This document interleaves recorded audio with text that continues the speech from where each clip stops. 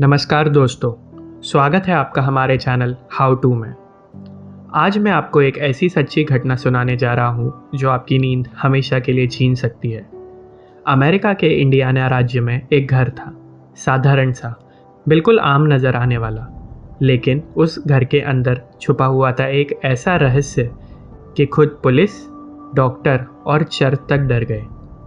इस कहानी को दुनिया जानती है, नाम है एमंस हॉन्टिंग केस, और इसे इतिहास का सबसे डरावना पोजेशन और हॉन्टिंग कहा जाता है। आज आप जो सुनने वाले हैं वो किसी फिल्म स्क्रिप्ट से कम नहीं, ये सब असल में हुआ था। और जब आप ये कहानी पूरी सुनेंगे तो शायद आप भी रात में अकेले सोने से डरेंगे। साल था 2011। लटोया एमंस नाम की महिला अपने 3 बच्चों के साथ गैरी, इंडियाना में किराए के घर में रहने के लिए आई। घर बिल्कुल पुराना नहीं था, पर अजीब सा सन्नाटा हमेशा छाया रहता था। घर के हर कोने से अंधेरा टपकता हुआ लगता था। पहली रात सब ठीक था, लेकिन कुछ दिनों बाद अजीब घटनाएं शुरू हुई। रात को घर में अचानक अजीब आवाज़ें आती थी, कदमों की आहट, दरवाजे खुद ब खुद खुलना और बंद होना। लटोया ने सोचा शायद हवा होगी, पर असली डर तो तब शुरू हुआ जब बच्चों ने कहना शुरू किया, माँ, कोई हमें देख रहा है। एक रात लटोया का 12 साल का बेटा कमरे के कोने में खड़ा था। उसकी आंखें लाल थी और वह धीमी आवाज़ से गुर्रा रहा था। उसने अचानक माँ पर हमला कर दिया और फिर पल भर में होश में आकर रोने लगा। लटोया समझ नहीं पा रही थी, पर असली दहशत तो अब आने वाली थी। धीरे धीरे बच्चों में अजीब हरकतें होने लगी। 9 साल की बेटी अचानक हवा में झूल जाती, जैसे किसी ने उसे पकड़कर ऊपर उठा दिया हो। 7 साल का बेटा दीवार से बात करता और कहता, वो आदमी कह रहा है हमें मरना होगा। लटोया के दोस्तों ने भी घर आना छोड़ दिया था। सब कहते थे उस घर में कुछ है। एक बार तो ऐसा हुआ कि लटोया के बड़े बेटे ने डॉक्टरों और नर्सों के सामने कुछ ऐसा किया जिसे देखकर सबके रोंगटे खड़े हो गए। वो बच्चा अचानक दीवार पर चढ़ गया। हाँ, आपने सही सुना, नॉर्मल इंसान की तरह नहीं, वो लिटरली उल्टा चढ़ गया था और फिर छत तक पहुंचकर सीधे नीचे गिरा। नर्सें चिल्लाई, डॉक्टर भागे, सबने एक ही सुर में कहा, ये इंसानी काम नहीं है। अब ये सिर्फ एमंस का डर नहीं था, ये शहर का डर बन चुका था। घबरा कर लटोया ने चर्च से मदद मांगी। फादर मैगिनोट नाम के पादरी ने घर आकर तफ्तीश शुरू की।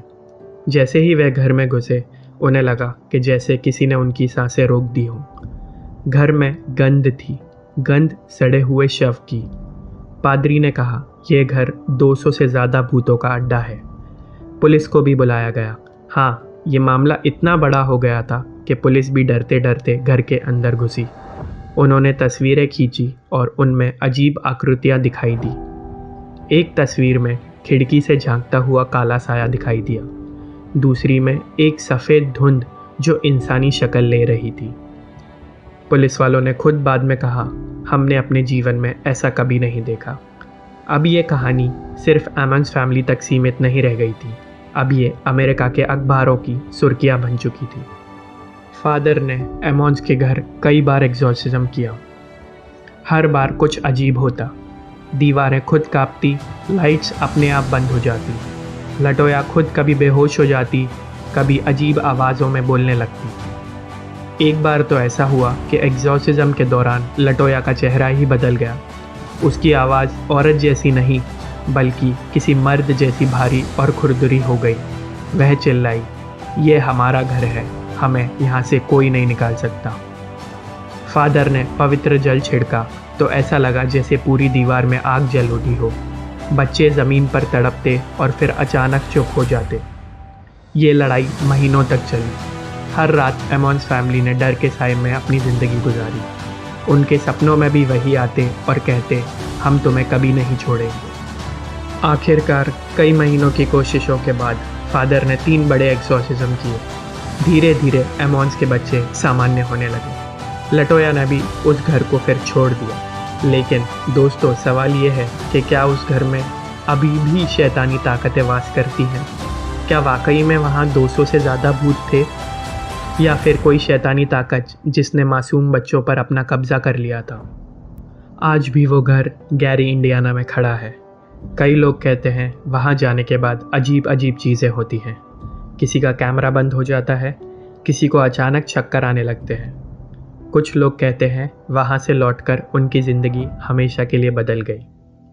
दोस्तों, एमॉन्स हॉन्टिंग एक ऐसा केस है जिसे डॉक्टर्स, पुलिस, चर्च सबने देखा, सबने महसूस किया, पर फिर भी आज तक इसका जवाब किसी के पास नहीं है।